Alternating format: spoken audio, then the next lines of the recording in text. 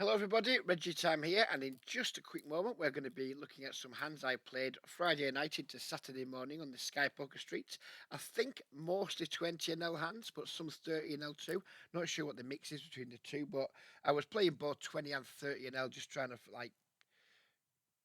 basically like dance between the raindrops of where the regs were and just try and get on like relatively good tables.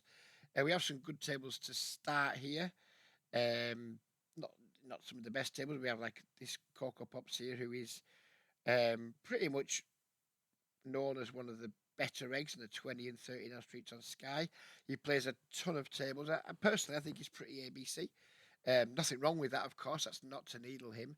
I think he's kind of his reputation is maybe slightly better than you know. He's not a wizard. Let's put it that way. He's a very, very good player. He's like he plays a lot of tables and he's like super well drilled, but he's not out there doing all kinds of thick things, in my opinion. But you don't want to beat your tables because he's a winning player. You got Bean81 here to my left, which is not ideal. He's another what seems to me to be a relatively solid reg, maybe a slightly on the tighter side, but he's certainly finding most of the three bets you're meant to find from the value part of his range. Mixing in with the occasional light three bet. Is he finding all the light three bets? Of course not. Is he? Of course not. Am I? Are you? No, none of us are. We're all finding the value three bets, and we're like everyone else in the micro stakes. We're not necessarily finding a lot of the low frequency three bets that like the solvers would help you find, but the decent enough players, and you don't want them to your left. But generally speaking, the tables look pretty good. Oh, by the way, yeah, hit like and all that shit and comment if you see something in the hands, especially hit comment, or if you see anything in the video that makes you think something, then don't just think it, type it. Let's have some comments on the videos. Anyways, let's get on with it. We've got Ace King off here. We've chosen to 4-bet Bean, who's 3 bets pre, and here we've got the Ace Queen suited. And our decision here is: do we just like I guess we could just jam this hand, because Bean has to play really honestly. But because he has to play really honestly, because this guy's cold called, can we also just flat, knowing that we're going to see three at least, and probably see four, because Bean just isn't going to be able to see bet anywhere near a normal frequency because this guy's cold called. So I was like, do we call or just 4 bet? I mean, I think whenever we do, it's hard to make a mistake pre-flop, apart from folding. I think like 4 betting or just calling and seeing a flop. I think both are fine. Solver would probably prefer one or the other. To be honest with you, and getting past caring what solvers fucking think, but we'll talk about more about that at the end of the video. So I'm getting more and more past caring about what solvers think you should fucking do. Basically, fuck what solvers tell you to a certain extent. But anyway, we'll get that to the end. So we can flat or we can 4-bet here. And on this occasion, I'm going to elect to flat. And we get an incredibly good flop. We are rewarded for our fuck solvers by getting an exceptionally good flop. Over here, we just got Ace King versus Ace King. How remarkably interesting. And now we've got like not like do we bet? Of course we bet. We've got top two pairs. We've probably got both players crushed. Um, Bean doesn't have pocket deuces. You wouldn't imagine.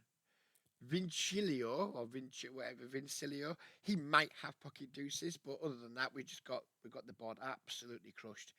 Um, but there are ways where we can still get value. We can get value from worse ace x. Maybe we have a combination of two combinations of king queen suited left. Maybe if we're lucky, Vincello can have Vinicello can have whatever the heck he's called, can have ace deuce. So we definitely want to bet here and start building a pot. And that's what we're about to do. I just had to go just over half pot. We're c-betting multi-way here with a 3. So we're not c-betting. We're betting multi-way in a 3-bet pot.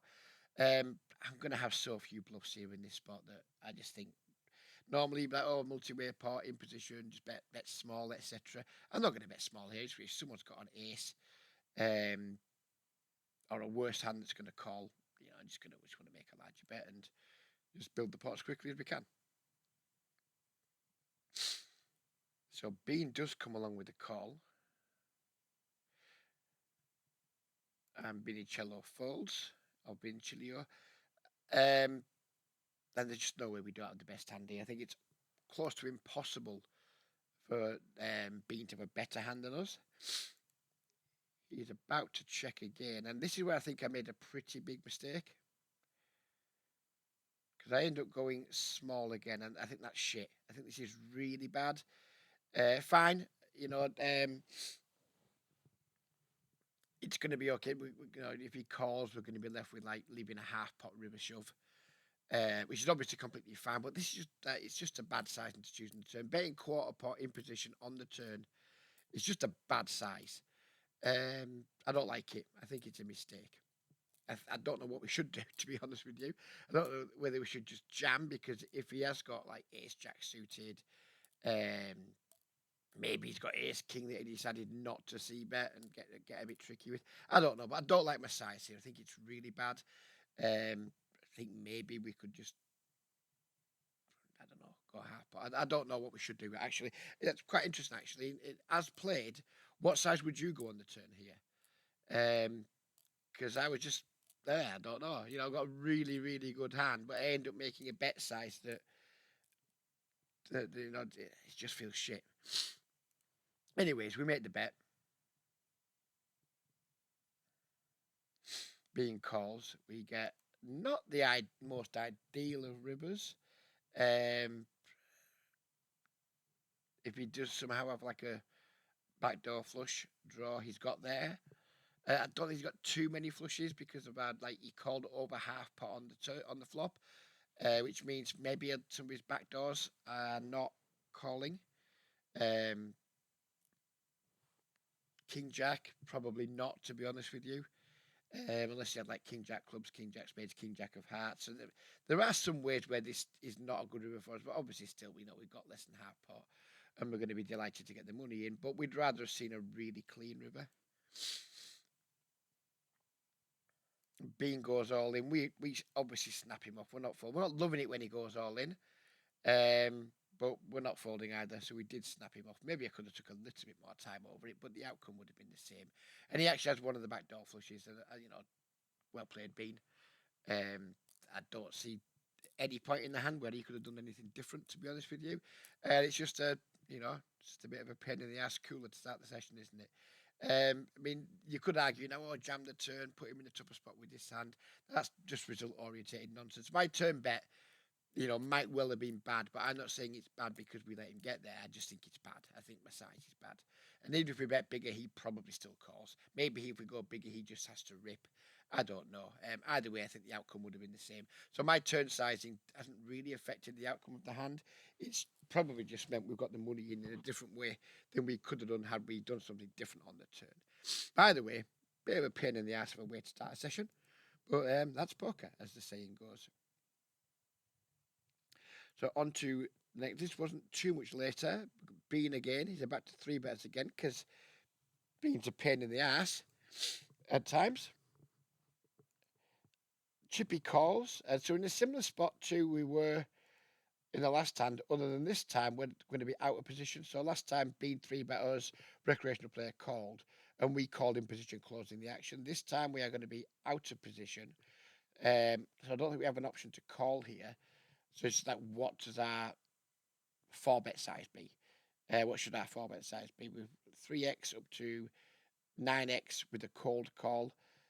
So what would you do here? What would your four bet size be? Assuming that you would four bet and not flat, which I imagine most of us wouldn't be flatting here. I think four bet's just going to be the play. Excuse me. I elected to just go with a jam. I just saw I like did a little bit of scrolling, then just thought, fuck it. Just went with the jam because it just makes life easier, doesn't it, basically? And I think it's a very reasonable play anyway. And Bean just has a good hand again. Gets a lot of good hands, this Bean lad. Apparently. And then that happens. I'm like, come on, mate, be fucking reasonable. I'm literally like, I don't know, less than 10 minutes into my session, and I've been all in three times. I mean, I sometimes can go 3 hours and not be all in three times. And I'm all in three times in my first fucking, 10 minutes of my session. And then we're going to lose another flip. Absolutely fucking magnificent. Well done, Bean. Thanks for trying to ruin my Friday night, you cock. Oh, hello. Look at that. Now we're just going to win because the poker gods wouldn't put a flush on me in this spot. They just wouldn't do it. They wouldn't ruin my Friday night in such a way, would they? No, they didn't. So again, just another completely standard hand. Doesn't really bear much scrutiny after the pre-flop decision. And have that been in your face, sir. Where are we off to next? Oh, look at this. Another good hand. We've got pocket kings now. We open the pocket kings to 3x from the cutoff. Come on, Bean, do it again. Nah, didn't think you would this time, you big Jesse. Chippy, though. Chippy, on the other hand, decides he wants to put some more money in. 3 bets to, or squeezes to 160. We've got Stu here in the small blind who, well, Sky players will know what Stu's like. Stu doesn't put many chips in pots. Stu's raise button, I think like Sky Software's pretty shit. So I think what can happen sometimes, because Stu doesn't find the raise very often, I think sometimes he just doesn't be. The way he plays, he can't always be offered the raise option. He just can't be. He just seems to have like call and fold buttons. Yeah, that might not be Stu's fault because Sky Poker is that fucking dog shit. You know, he just might not get offered the raise button sometimes. That could be the only explanation for how Stu never seems to find the raise button. Anyways, Stu's called as Stu often does. Chippy, who has got a light blue tag, has raised to 8x, completely inappropriate 3-bet sizing, which, you know, from these types of players could mean lots of things. So we can't read too much into the sizing just yet.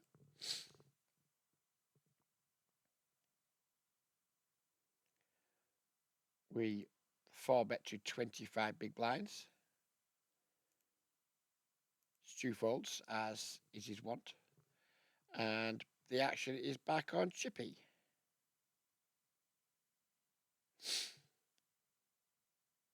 Who now goes all in. And as you can see, we've already pressed call. And, oh, someone's got aces in a 5-bet pot. What a surprise. Someone's 5-bet and it's aces. Who knew? Who knew people had such wide and expansive ranges when they're 5-bet? But we had the cure for the aces. We had the cure for this. Friday night, you know, you got to have a nice bit of chippy, haven't you? You got to have a good chippy on a Friday night, and that's exactly what we had. And we held because we might not play very well, but we sometimes run good. Where are we off to next? Looks like we're going to be on this top left-hand side table again with Ace Queen of Green. Yeah, opening to 3x. Jester's decided he's had enough, doesn't want to play poker anymore, and goes all in for 50 big blinds. And we're just going to snap his cock off, aren't we? And yeah, that's nice. Nice to get it in. So 5-bet ranges after small 4-bets, after small 3-bets, apparently just aces. And 50 big blind all ins are apparently anything but aces. Queen Jack in Jester's rulebook. And we get a super clean run out and drag down the pot. Oh, look, we've got another good hand. Quite remarkable how many good hands I was getting dealt. And it's not over yet. We've got the aces down on the bottom right table. We open to 3x. Acephobic decides to pile it all in for whatever that is, 38 big blinds. Our only decision here is, do we call and let this guy come in, or do we jam? I'm never going to jam here, I don't think. We'll always call and just gamble with the nuts against CRC if he wants to come along and try and crack us. He doesn't, and we get it in against the King 9, and surprise, surprise, the King 9 did not do a win. Down to Queens now at the same time. We were getting smashed by the deck on this Friday night. We were getting royally smashed by the deck. Addy Waddy, who had been relatively passive to this point, all of a sudden finds the small squeeze. Not fun. We've already discussed this earlier where we had Chippy on the top left table. When recreational players find the small three bets, it can mean a lot of things, but usually means I've got a really good hand, please don't fold. But we've got a really good hand too, so we're not going to fold.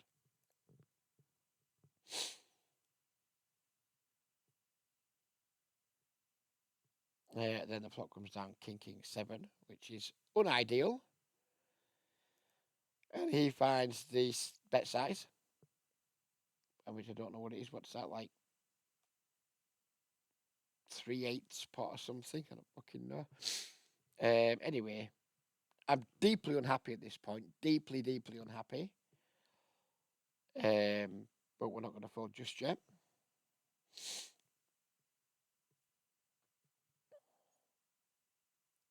I was quite relieved when this turn card came because now it allows me to fold should he bet again. I was already unhappy on the flop. But we had to call because maybe once in a blue moon he just has like pocket jacks or some random thing that's just like pain, and you always convince yourself that we have to call the flop. You know, we've been squeezed by a recreational player to a really small size that looks like it wants action, and then we've got a flop where we're like, you know, it's not the worst flop in the world because there's two kings out there, which significantly reduces like his value combinations. Um, so you kind of convince yourself, oh, got to call, but you're not happy. And I'd much rather see this ace on the turn and fold to a bet than see a deuce on the turn and face a bet that. But, now what? So we see the ace, and we're either rooting for a check or a bet. We don't really care either way. And then we just absolutely turbo fold because how often are recreational players like squeezing pre-flop to a relatively small size and then double barreling on this board with a hand that Queens is doing well against? It's almost never, isn't it? So we made the very easy fold. We move on. Now got aces, and we've got a recreational player who's 4x all of a sudden. So he did the min or the small squeeze earlier. Now all of a sudden he's 4xing. No size and tells on this guy, is there?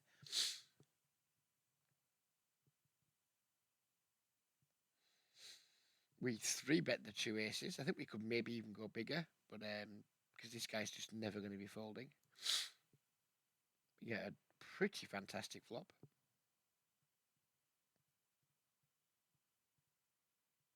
We bet. He calls. And then he just finds the turn lead. And I'm like, what on earth? I mean, this is never a bluff. Let's get one thing straight from the off. This is literally never a bluff. If you see this line for a recreational player in your games, do not, and I repeat, do not ever assume you have any fold equity. You do not. This is just bet going in. Either by you slow playing and calling and then jamming the river, or by you going all in now and them calling. This is never ever a bluff. My only fear is like pocket jacks. He had super unlikely. This player has fours, never has deuces. Maybe pocket eights, but I think that probably just check raises the flop. I think top set could slow play, then bet the turn. When they get to see the spade start, oh no, draws coming, need to start like protecting my hand sort of thing. But obviously we're just gonna get the money in over the next two streets, or maybe just right now.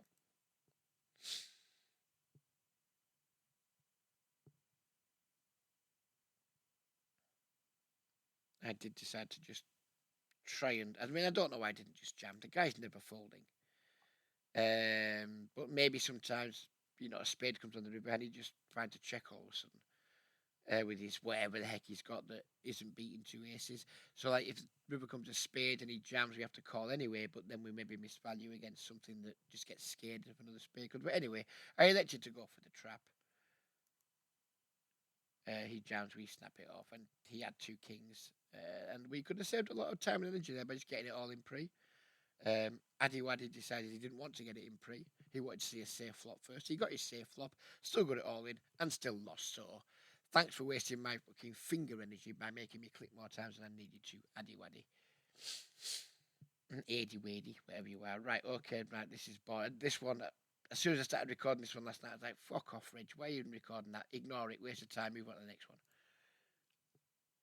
Don't know why I'd even mark this hand as maybe just like to continue the narrative of look at me, I get loads of good hands. Yeah, we won a tiny flip. Who gives a shit? So here we appear to have gone straight to me 3-betting. We got a green player opening the button for min. We've 3-bet the big blind with kings. Continuing to get very, very, very good hands. I mean, you've seen we haven't been playing that long. We've already had many, many good hands. He goes with the min 4-bet, which is fucking terrifying. But we've got 2 kings and he's a green tag, so what are we going to do? We're going to go for a trap because I'm fucking addicted to trapping. I'm addicted to trapping. What a wanker I truly am. We check. He checks back, which is like, that's a shame now. Because if he's got a hand like ace, king, or what have you, we maybe don't win any more money. So well done for trapping pre against someone who was demonstrating who were willing to get it in reg. I elect to try and give us some more up. Like, please, he's screaming like, please bluff, mate, please bluff.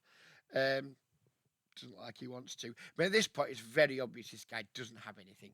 Very, very obvious. So, do we continue like extending the rope and just please, mate, just get that rope around your neck and jump out of that fucking tree? Or do we eventually try and make a value bet and just try and get paid by who knows what? Because I love trapping, I went for the 3rd check because I'm a prick. Curran's deep in the tank and then finds the all in, which is obviously complete nonsense. What are you doing? So I mean, of course he can have pocket tens, he can have whatever few combinations of king queen there are left. But I mean, of course we're going to do nothing but call.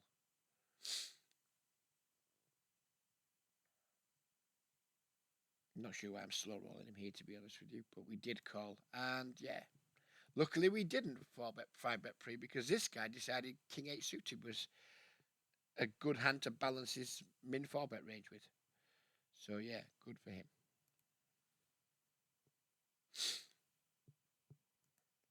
Down on the bottom left table, look, another good hand. Another good hand. We are going to isolate versus a limper. Bean, again, because he's the absolute bell end, decides to just get in the way with a 3-bet. Have a day off, Bean, will you? Then Mash cold calls. And we're going to invite Bean to play for all of it pre-flop.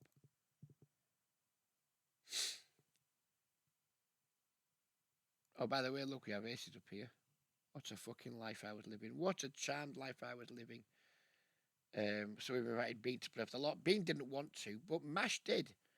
Mash decided the queen and the 10 were good enough to put his case money in with. And he decided to try and hit on me. What he didn't know was Friday night was my night, and he wasn't going to be allowed to do that. And then we got a turn king, and it was beautiful. In the meantime, we have 2 aces up on this top left table. Pow wow wow wow wow wow wow wow wow. Who has got my orange tag? Orange tag just means boring bastard. And then we have G Buzzer, who's called the button. I'm assuming we're about to squeeze it right up with the aces. We do. 15 blinds to go, please, lads. G Buzzer doesn't give a fuck. He's in. Give it to the flop dealer. We decided to go with the big C bet because fuck G Buzzer. G Buzzer decides that's fine. It's a price I'm willing to pay. We now have a turn where we have like an SPR of, I don't know, 1 point, 0 points, what would that be? 0.6, something like that. I'm assuming I'm just going to go all in here.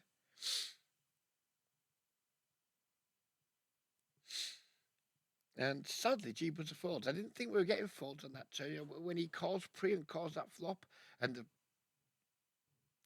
brick lands on the turn, I just presume we're getting called like close to 100%. We weren't. A little bit disappointing, but never mind. We move on. I don't know where we're moving on to here. Must be this one, the Queen 10. Ah, yes, I remember this one. So we got Chavo here, who was like in every pot, being very passive, using highly inappropriate small bet sizes. And we have Mr. McGee, who's in too many pots and uses highly inappropriate pot size bet at a remarkable frequency. And we just let him do his thing. So what the Mr. McGee rule is never fold to him. You know, just don't fold. Mr. McGee, have a pair, don't fold. And that strategy is about to be tested when this river comes down and he pots again. But it's Mr. McGee, isn't it?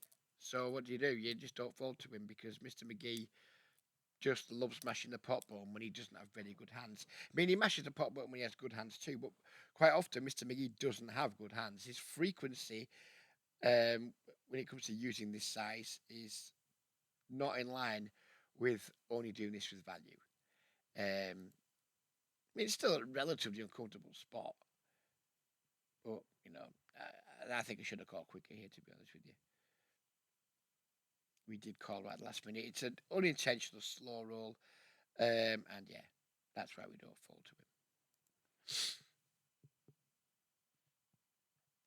Where are we at now? Pocket fours we're going to be at top left table. We're in for a limp. Don't mind that, over limping the button. Especially don't mind it when we flop a set because we're running ridiculously good. So we've gone min bet, call, min raise, and we've got bottom set on a super coordinated board. I think we're about to invite these lads to put a bit more money in. Oh, what the fuck, Reg? Reg, what? What? I mean, I guess I'm just waiting to, like, yeah, I'm just waiting to see. I don't fucking shut up, Reg. Just get on with it. I'm not going to comment on the rest of this hand because just fuck off, Reg. Just fuck off, Reg. I mean, I know what I'm trying to do. I'm trying to, like, not put too much money in until we see, like, a cleaner turn. Yeah, just fuck off, Reg. I know exactly what I'm trying to do here.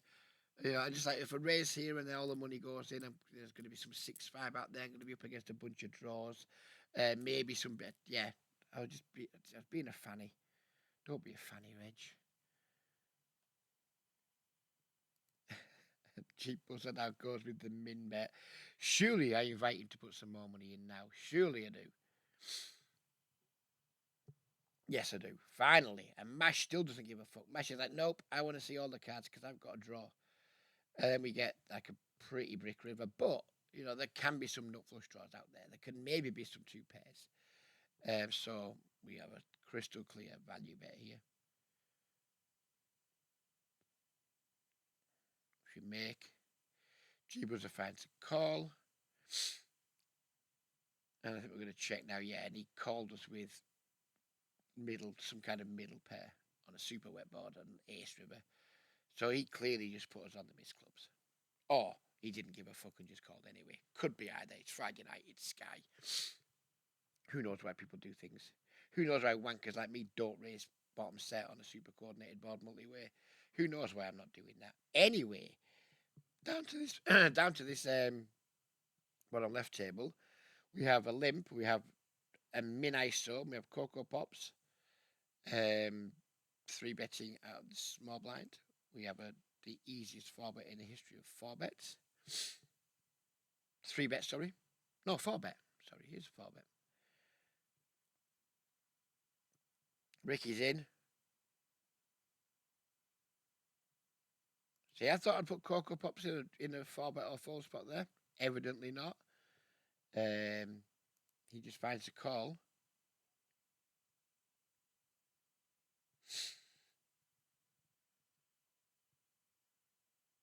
We like to go with that bet size. I have no idea what size to make this, to be honest with you. It's a pretty rare spot where it's gone open. So we limp, open, 3-bet, 4-bet, call. I haven't got a clue. I went with 6 into 16. Could be good, could be shit, don't know. It's a rare spot, don't really care either. It's not like we're going to be in that spot too often. And yeah, Cocoa Pops found the fold. And we won another one because it was just our night to get all the good hands. Where are we looking at here? I guess we're looking at this King Queen. Top right table. Pop has limp called and then he's check min raised. I'm relatively familiar with Pop. This particular line that he's taking is usually accompanied by some pretty strong holdings. He's a blue tag. He's very recreational. He can be aggressive with like some bad hands sometimes, but this particular line, the min raise, is very often top of range, top of value range from this guy. Um, to be call because even though it's top of value range, it's still pop, and he can still have some worse hands that he's value raising. Um, but we don't want to get it in versus what we think is top of a value range. Certainly not on the flop anyway. Well, I don't. You might. I don't want to. Turn comes a king, and he checks. So that means he doesn't like the king, because we know Pop quite well. Pop likes the flop. Pop doesn't like the turn. So Pop might have a hand like Ace Queen or Queen 10, something like that. And I'm saying that having known the hand, he does have Queen 10 in this instance. But I thought maybe he has a hand like Ace Queen. That I thought his hand's gone down in value in his head, but I still didn't think he was folding because it's Pop.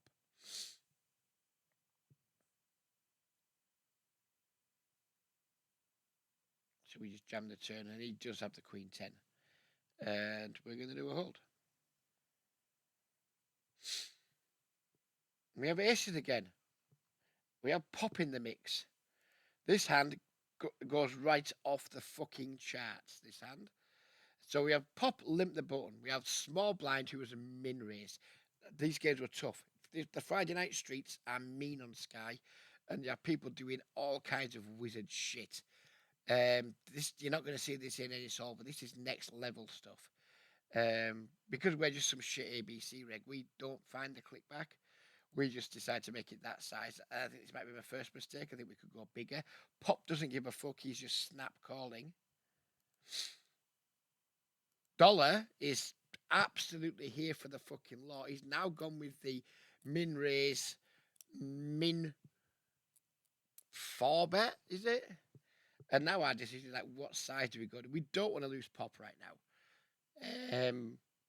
Can we just call here? No. What side do we make it? Let's see what I do. No, let's not see what I do. What side would I want to see myself make this? We've got pretty deep effective stacks with Pop. And we know Pop isn't folding. There's already £7 in the pot. Yeah, I think I need to go to like upwards of 8. And I think I'm about to make a mistake. And let's see if I go upwards of 8 here. Maybe something around 8.5, £9, something like that. Let's see what we go to. Yeah, I was on the glue too. I was properly on the glue here. This is fucking atrocious. Fuck off, Reg. Pop calls. Now we get to a flop. And it doesn't matter what the flop is. The rest's going to go in at some point, isn't it? But yeah, we could have had more money in. Anyway, we are where we are.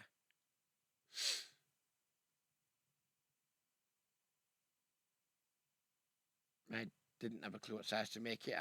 The random number generator of the scroll wheel stopped on £9.20 apparently. Pop says all of it. I say, all right then. He's got the other aces. Quel surprise. He min raised from the small blind and min 4 bet. Who knew that might be pocket aces? And Pop has that. Get wrecked, Reg, you fat idiot. And again, the argument now is like, oh, if you'd have raised bigger pre, he might not have called that hand.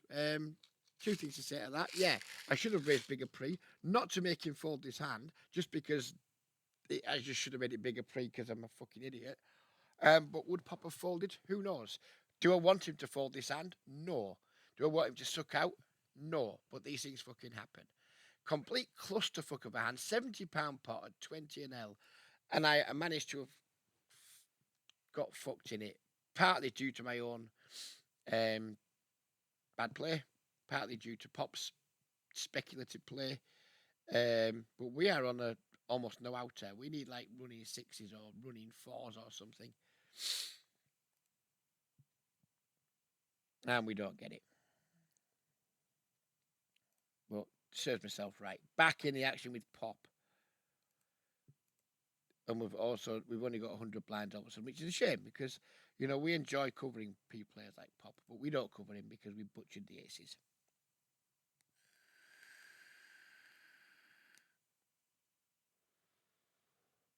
We do, however, flop 2 pairs and turn a very spicy turn card. It's increased. I mean, it puts some of his range ahead of us now that Pop can have, but you know, whatever. We're just going broke. I'm presuming I'm going to bet again here. Sorry, I made a slight fuck up when I was recording. Yeah, so we've gone back the action. Yeah, I fucked up last night, but anyways, never mind. Yeah, I presume we're going to bet here.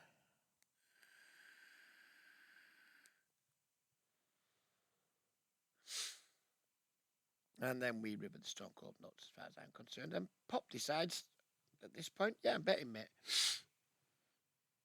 So happy days. We're about to make another £15.40.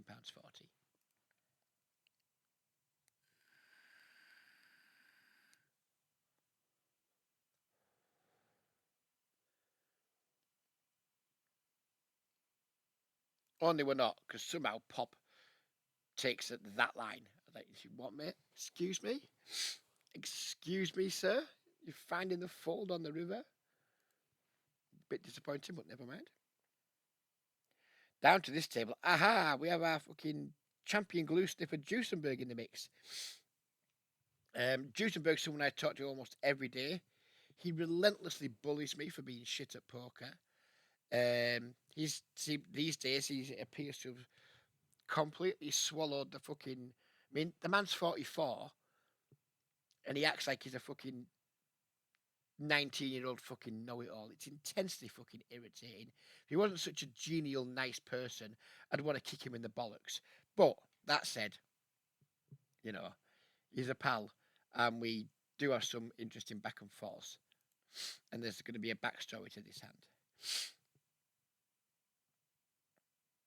So he goes with the squeeze here. I mean, he's squeezing versus my under the gun.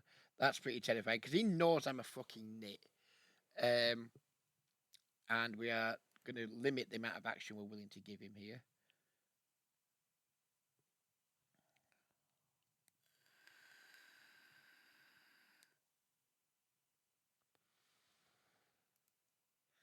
We get kind of flop where I'm probably going to have to go broke against him, but we're not in love.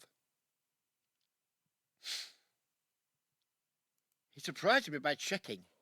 Now, old Juicenberg used to be a bit of a Barry Greenstein in the 3-bet pots where he'd just, c-bet, mate. Yeah, don't give a fuck, c-bet, mate. But new Juicenberg, I'm not so sure because, you know, he's now Juicen nerd and he's probably just finding an appropriate amount of checks in these spots. Fuck getting check raised by him because that would make my fucking toenails itch. So we're going to check back. Turn 10. He finds another check. And at this point, I'm like, right, okay. He probably doesn't have a good hand anymore. Because I think he will probably start betting the turn with hands that had pocket jacks beat.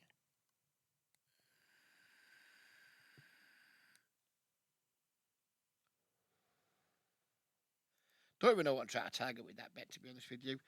Against, I mean, as much as I've trolled him, he's a good player. Don't know what I'm trying to target. Well, I just bet because I thought he had the best hand. So I just bet, didn't I? Then we get a Blue River. Not ideal. I don't think he's going to have very many flushes. He could definitely have some Queen XO in this line, like Ace Queen, maybe some like King Queens. Don't know what King Queens exactly, but you know, maybe some King Queens too. So I just wimp out and check back because I'm a fucking wimp.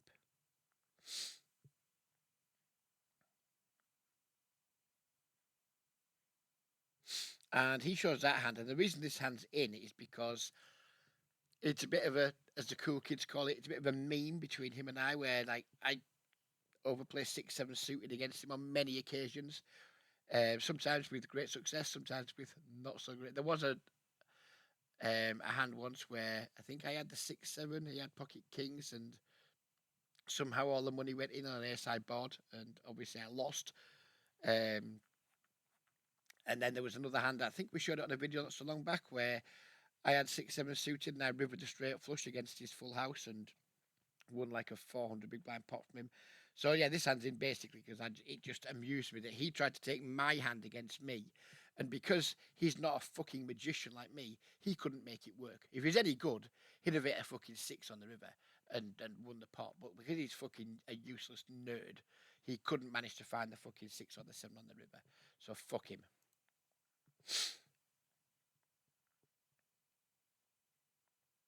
Up to the ace-5 suited on the top left-hand side table. Pop has limped in. We have just checked and we have flopped a flush draw. We bet, pop calls. We turn the absolute nizzles, which is highly delightful.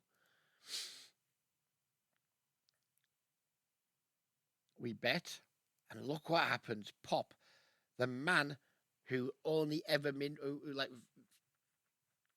only ever has like nutted hands when he min raises, or relatively, it's at top of range here. We know that much.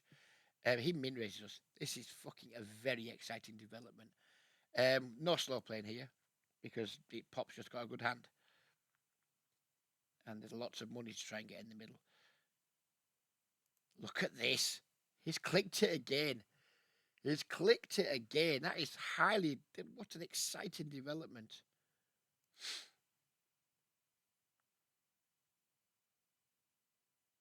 So we click it again. We don't click it, but we raise again. And at this point, the money's just going to go in.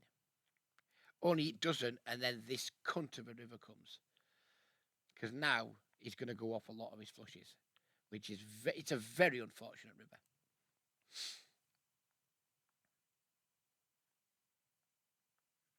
We're obviously going to go all in.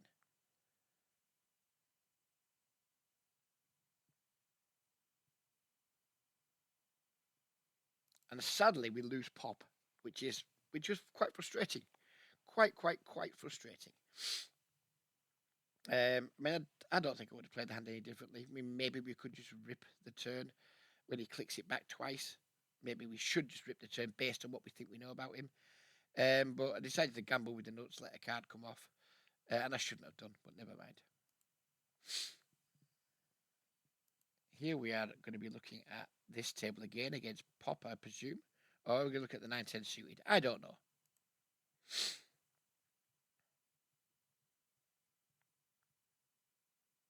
We'll focus on the 9-10 suited for now.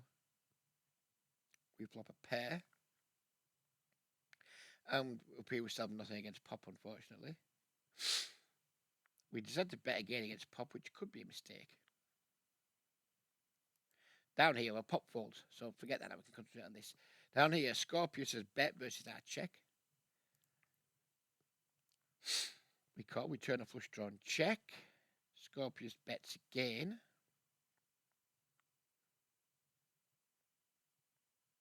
We call again. We river gin. Scorpius goes all in. We snap him off, I guess. And we beat 3 high. We beat a 3 high flush. It was a good session. That's going to be the end of it. That's like the end of the video. But yeah, we ran insanely well. That was like just all good hands, wasn't it? And I think over that session, over 3 hours, I won just over £100. Which, when you look at all the big pots we've won, like, how did I not win more? But yeah, it was a good session, and it was a clinic in getting good hands and winning, and just like holding most of the time. So I hope you guys enjoyed that part of the video. And now on to the slightly duller stuff. This is my record so far this month, and the only reason we're talking about it this early in the month is because look how well we're doing on Sky. Like 500 quid up on Sky of a very low volume too. We've already turned over like 4,000, which is pretty low volume. But the Euro sites is going fucking chronically badly. Yeah, we're running a little bit bad, which is why this line's in. People only put this line in when they're running bad, don't they? No one puts this line in when they're running well. It's not good. And this is where I want to get on with to talk about like the